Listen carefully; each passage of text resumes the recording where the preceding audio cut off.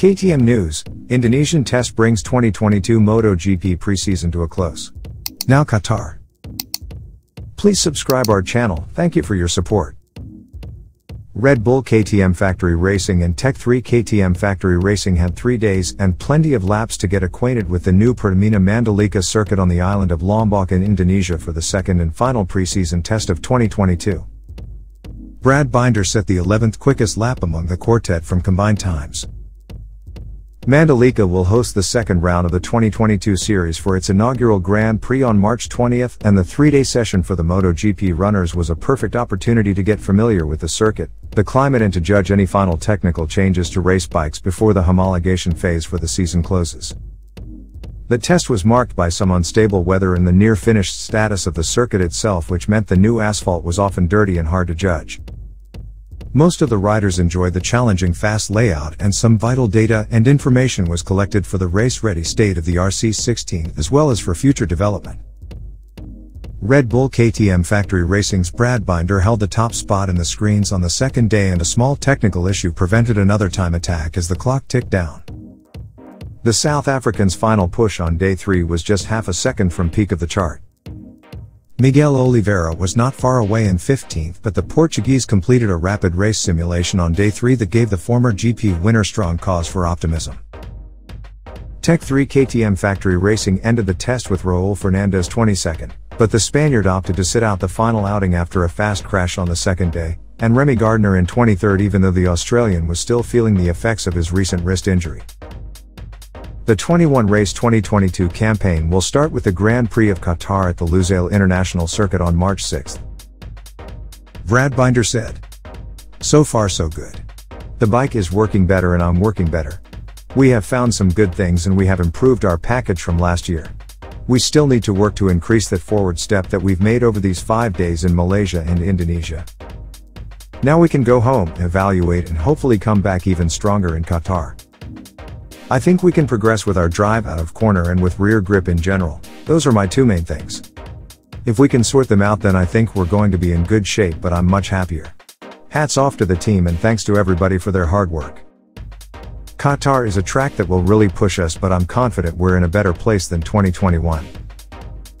Miguel Oliveira said, "Many laps again today, and we did a race simulation with the medium tire in very hot conditions, and it was very fast. Coming here we had quite a bit of work to do, but, finally, I'm happy with the pace we managed, and I think we can trust this will help us for qualification sessions and getting a better starting position at the GPs. We still have more room to improve the bike, but I do know that we have good tools to do the job. We had 5 long days of work and the team did a great job, a great effort. I want to thank them. I think we have good pace to start the season, and I think this is the most important thing." Raul Fernandez said, "Yesterday I crashed and everything seemed good after my medical check. However, when I got on the bike this morning, I didn't feel well.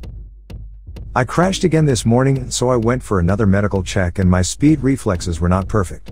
The doctors decided that the safest option was to stop for the day. Anyway, we did a good job here in Mandalika. Day after day, my feeling with the bike gets better and I feel competitive because yesterday I was in the top 15 most of the time. Now I need to rest and focus on recovery because it has been a very intense preseason from a physical perspective. The process since the Jerez test in November has been positive and I have improved a lot. I feel happy with the work done, my team, and I am really motivated to go racing in Qatar." Remy Gardner said, "Today was the 8th day of riding in 2 weeks. This morning we did a race simulation. We found a few issues that we need to iron out, but the pace was better. After that I felt tired and my wrist was hurting, so we decided to stop at lunchtime. I have learned a lot during these winter tests.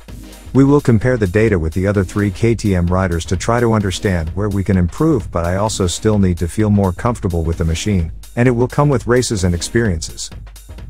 It has been tough physically and I look forward to going home now, taking some time to relax, recover and get ready for Qatar," Francesco Guidotti, Red Bull KTM Factory Racing team manager, said. "We had a lot of comments to take into consideration, as well as the feedback from Danny, Pedrosa, and Mika Kallio from the shakedown test in Sepang, and this meant we had a lot to get through here, but we achieved our plan. We now need to go home, analyze the data and go deep into the details to be ready for the first race." The details will make the difference with our 2022 package. The team is great and have been pushing hard these days, so I want to thank them for that. We know Qatar could be very close, but hopefully we are in the front group. Sebastian Riss, Red Bull KTM Technical Manager MotoGP said, "We had some productive and intense days. After Sepang we had a package that the riders seemed to like, and it was important for them to try it on another track and see how it reacts to the normal setup changes that we make from circuit to circuit. I think we were quite successful because it worked right away. Even if the track conditions were not that great, we managed to react to that. We put the parts for homologation as a priority and they had to be checked again, and I think this part of the test was also successful. The last area of the test was to go deeper into development. We always have a large crate of parts to try and see what can work better, so we took the time to look at the next steps. I think we found something interesting there. For our work in 2022 we have changed two areas. Firstly, we did not bring a completely different bike to these tests. We did bring a lot of different parts, so, in the end, we made a different bike out of those, but we put a lot of effort into making those interchangeable so you can test them one by one and assess more easily what is positive and negative, then hopefully put everything together for the best mix. Secondly, we really took a lot of time to get the best out of those components. Not only in testing but in definition of targets for making them work and to understand the potential. A quality instead of quantity approach, and I think that worked quite well. Thank you for watching us. Please subscribe our OKR Moto YouTube channel. OKR Moto is an KTM authorized dealer and service since year 2003 based in Slovakia. For more KTM related news with international subtitles, please check our playlist. Link is available in the description of this video. Thank you for your support and subscription.